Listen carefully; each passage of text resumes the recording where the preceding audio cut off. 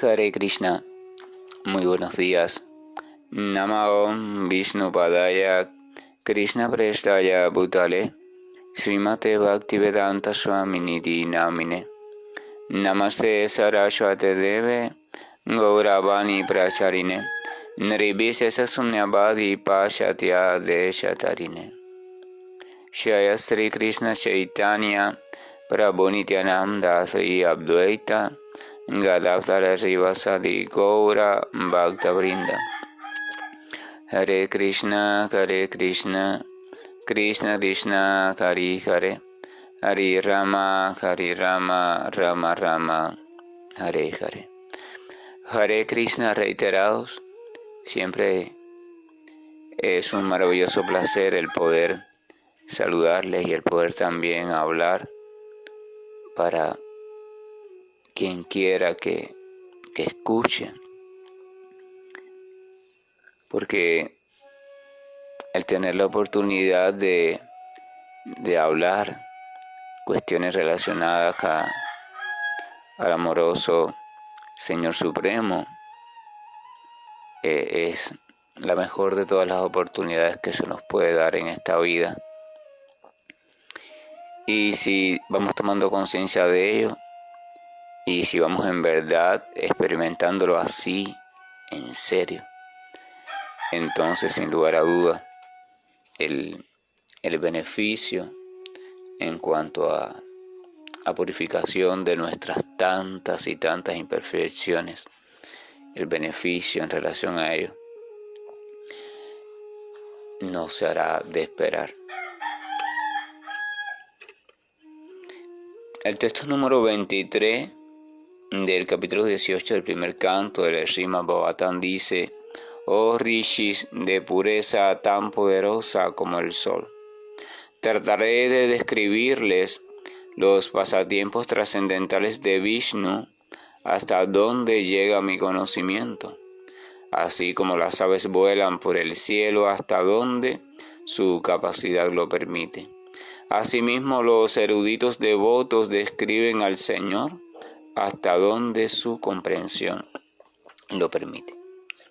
Sutta Goswami, el narrador del Srimad Bhagavatam a los sabios de Naimisiranya, en concordancia con el pedido de ellos de que les siga contando sobre el Señor Supremo, entonces le dice, comienza diciéndole: oh rishis. O sea, rishis se refiere a grandes santos, grandes sabios, poderosos, de pureza tan poderosa como el sol. Fíjense cómo Sutta Goswami es el principal, es el protagonista, el más importante allí en ese lugar en cuanto a figura de conocimiento y de devoción, pero sin embargo él se siente siempre como siervo de los demás. Esa es la actitud natural en el devoto verdadero, y por eso los trata siempre con gran respeto y amabilidad. Dice: rishis de pureza tan poderosa como el sol. O sea, fíjense cómo el calificativo tan hermoso y respetuoso que les otorga. Trataré de describirles los pasatiempos trascendentales de Vishnu hasta donde llega mi conocimiento. Aquí hay un reconocimiento de incapacidad. Esa es otra cualidad de aquel que está avanzando realmente hacia la comprensión de su verdadero papel en la existencia, que es la comprensión de comprendernos como átomo, pequeño chispa, pequeña partícula ínfima en relación a aquello que es el todo, a aquello que es el único grande que existe. Al principio, la criatura, movida por su ilusión, el ego falso movido por sus ansias de realización, comienza a concebirse en muchas identidades. Soy esto, soy aquello, y ninguna es. Soy una partícula ínfima, sin cualidad alguna, sin buena cualidad. No, todas son destinadas, todas las identidades están destinadas a apropiarse de alguna cualidad. Soy, quiero ser, y cuando sea quiero ser más, quiero ser esto, quiero mejorar en eso que soy, quiero prosperar en eso que soy. Todo está construido para diseñar un andamiaje muy complejo y sobre todo muy atractivo, en la cual la criatura se puede entretener de modo no consciente, puesto que su verdadera conciencia está adormecida por la profundidad de dicha ilusión. Sin embargo, Sutta Goswami nos está dando un ejemplo diferente. Sutta Goswami está diciendo acá, primero respetando a los demás y diciendo: trataré de describirles los pasatiempos trascendentales hasta donde llega mi conocimiento. Trataré. Dice trataré. Nunca dice voy, o sea, con certeza voy. Porque aquel que ha alcanzado algún tipo de comprensión, una de las cosas que comprende es que nada realmente está en sus manos. Y de hecho, no quiere que nada esté en sus manos, sino que deja todo en manos del Señor. Esto no quiere decir que se desocupa de su deber. Él, una vez haya comprendido cuál es su deber, según las cualidades con las cuales haya nacido en esta vida actual, en cuanto a cuerpo y mente, entonces desarrolla ese deber, pero para beneficio de la obra del Señor. Y entonces sabe que nada de lo que se ejecute desde ese cuerpo o mente en el cumplimiento de ese supuesto deber lo ejecuta en realidad esa figura o esa entidad como ser, como entidad viviente de vida, como chispa de vida, sino que la ejecutan las potencias, diferentes potencias materiales, que son las que conforman y animan a este cuerpo y a esta mente. El cuerpo y la mente no es más que el campo donde se desarrolla, donde se manifiesta la combinación y recombinación de los diferentes modos de funcionamiento de la energía material que están respondiendo a los movimientos o diferentes ondulaciones que el ego falso está teniendo. Y entonces se realiza todo lo que llamamos la película de la vida. Entonces el sabio observa eso. Fíjense que para observar eso no hay que ser espiritualista, simplemente hay que silenciar poco a poco nuestra agitada mente y desde la inteligencia percibir cómo es que suceden realmente las cosas. Observar incluso cómo es que este cuerpo funciona, cómo es que funciona la mente, la percepción, la respuesta, y uno va a darse cuenta que siempre hay un elemento observador que es ajeno a todo ese funcionamiento, pero en su confusión se cree ligado a ese funcionamiento. De hecho, se cree que él mismo es el funcionamiento, pero no es el funcionamiento. Ese es el primer paso y no tiene nada que ver con la espiritualidad, sino que tiene que ver con un despertar lúcido de la verdadera posición del ser. El ser es totalmente independiente a todo aquello en lo que supuestamente está participando el ser. Por eso en Bhagavad Gita el Señor Krishna califica al ser con el nombre de Kshetrajian, o el conocedor, o observador, o espectador, que está allí viendo, tomando conciencia de todo lo que está sucediendo en el campo de acción. Kshetra significa campo, lugar donde se desarrollan los acontecimientos, y Jnana significa conocedor o espectador, al menos en ese contexto de significados. Entonces, Kshetrajian.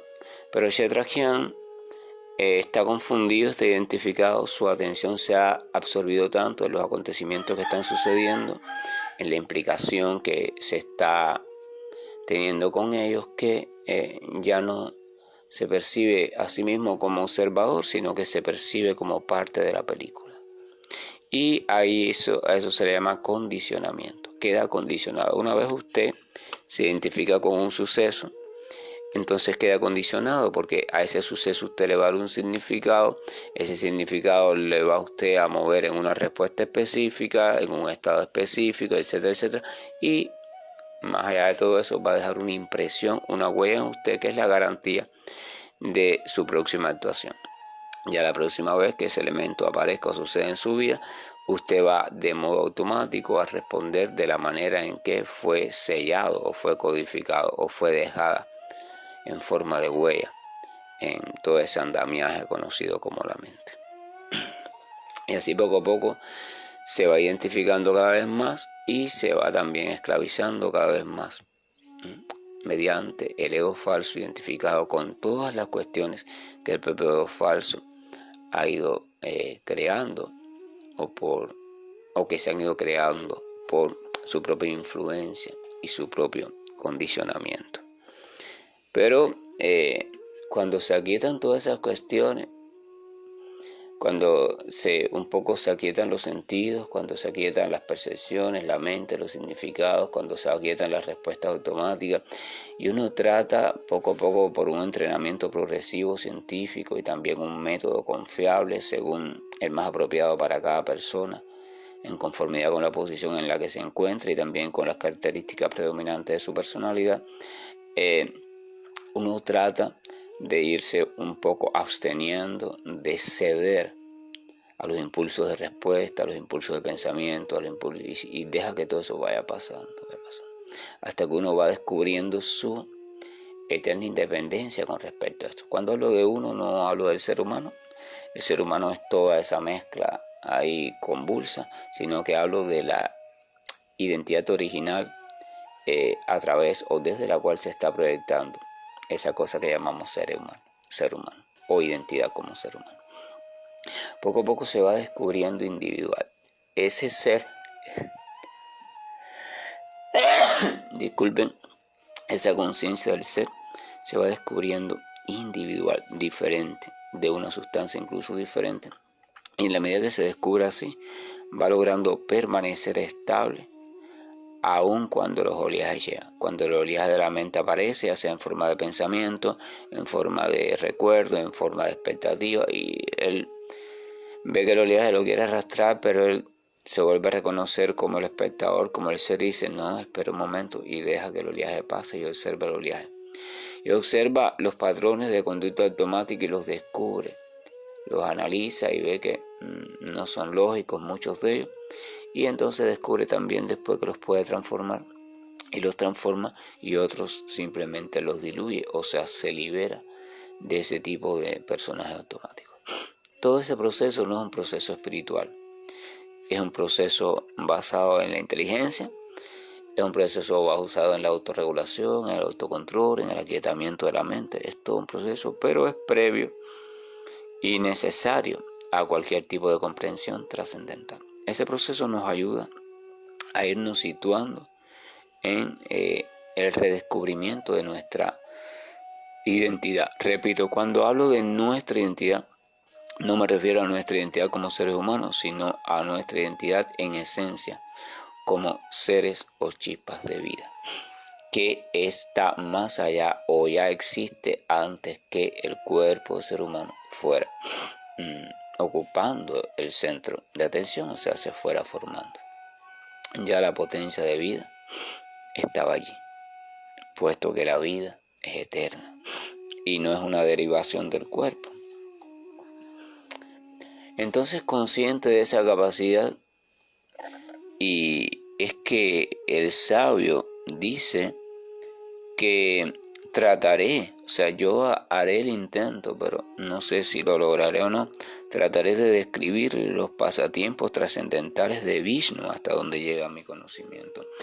A veces las personas, y sobre todo algunos supuestos guías de la humanidad, inducen a sus seguidores a que se olviden de esa debilidad de decir trataré, sino que siempre hablen con convicción, voy a hacer esto, voy a hacer aquello, Desde el punto de vista psicológico, por supuesto, ese tipo de creencia o ese tipo de situar tal actitud a nivel de pensamiento y dejarla grabada allí de modo automático es favorable para la consecución de un cierto estado voluntarioso e incluso para favorecer la realización de todos los supuestos planes, o al menos la mayoría de ellos.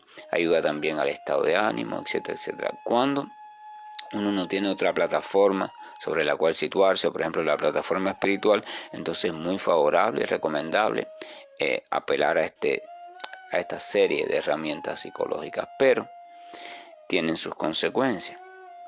Y las consecuencias es que empieza el ser humano a desarrollar un sentido de autosuficiencia, un sentido de independencia total, y un sentido de vanidad creciente, de orgullo creciente, que lo va llevando irremediablemente a sentirse o a creerse poderoso y suficiente en sí mismo, y el hacedor y el causante de todo logro o de todo supuesto triunfo. O sea, nos va apartando de la mirada hacia la personalidad original o el ser original, llamado de mil maneras y comúnmente mencionado como Dios, aunque para cada persona la palabra Dios haga referencia o tenga un significado diferente, aún así todos se refieren a algo superior.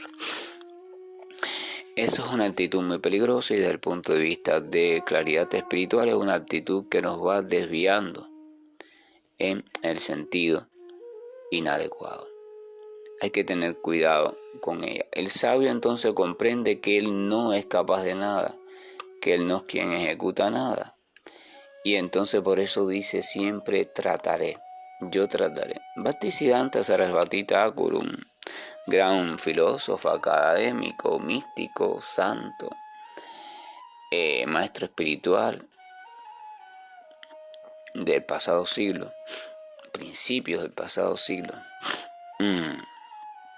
Él siempre cuando los discípulos le preguntaban, maestro, y vamos a hacer tal cosa, vamos a, por fin mañana, por fin ahorita, y él decía siempre, si el Señor Supremo así lo permite. O sea, él decía, si el Señor Supremo así lo permite, mañana vamos a, si el Señor Supremo así lo permite, ahorita vamos a, si el Señor Supremo así lo permite, ¿verdad? Eso ayuda a ratificar o ayudaba a ratificar en su convicción profunda que no era él el que determinaba. Muchas veces cuando vamos accediendo a cierta posición o comprensión diferencial o que nos diferencia desde el punto de vista de comprensión de los demás y vamos teniendo un asomo, por decirlo así, un poquito más elevado, eso genera cierto engaño de superioridad. Y eso es muy, muy malo porque ese engaño de superioridad nos lleva también a ocupar una supuesta postura de superioridad, que también es ilusión, por supuesto, y que es muy entorpecedora. Entonces aquí está Sutta Goswami dando el ejemplo y diciendo, trataré. Repito, esto no significa, porque esto puede ser interpretado, de hecho es mal interpretado frecuentemente, no significa no tener certeza en la vida, pero la certeza del devoto es otra. La certeza del devoto no es yo tengo la capacidad suficiente para, no. La certeza del devoto es que yo tengo un Señor con la capacidad suficiente para, y si Él considera que es lo necesario, lo justo y lo inteligente, entonces sin lugar a dudas se realizará. Esa es la convicción del devoto. Deja de basarse en su supuesta capacidad porque ha descubierto que aquel que es realmente poseedor de toda capacidad. Y ha descubierto incluso que es más inteligente, sabio, armónico, hasta menos esforzado el ponerse al servicio de aquel, ¿ya? Y dejar que sea aquel quien dirija los asuntos y uno, por supuesto, quien ejecute en cuanto a aquel se lo vaya permitiendo e indicando. Claro, para recibir ese asomo de captar ese permitir e indicar, la criatura tiene que irse desligando de todo el ruidoso panorama en el cual se ha sumergido. Entonces dice, trataré de describirles los pasatiempos trascendentales de Vishnu.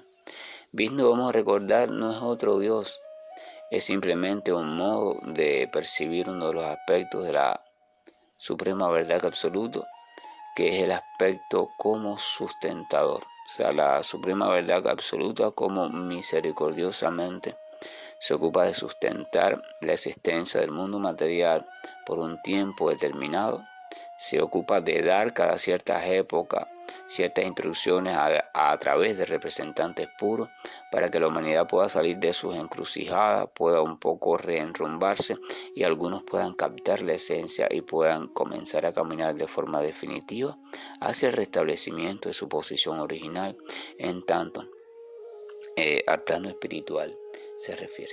O sea, ese misericordioso, ese Señor, esa verdad absoluta, cuando se está personificando así misericordiosamente, compasiva, preocupada por la chispa que está confundida, a esa verdad absoluta en esa peculiaridad, entonces en sánscrito se le dice Vishnu, se le conoce bajo el nombre de Vishnu. No es que Vishnu es un dios diferente, Krishna es un dios diferente, no. De eso hemos hablado también muchas veces.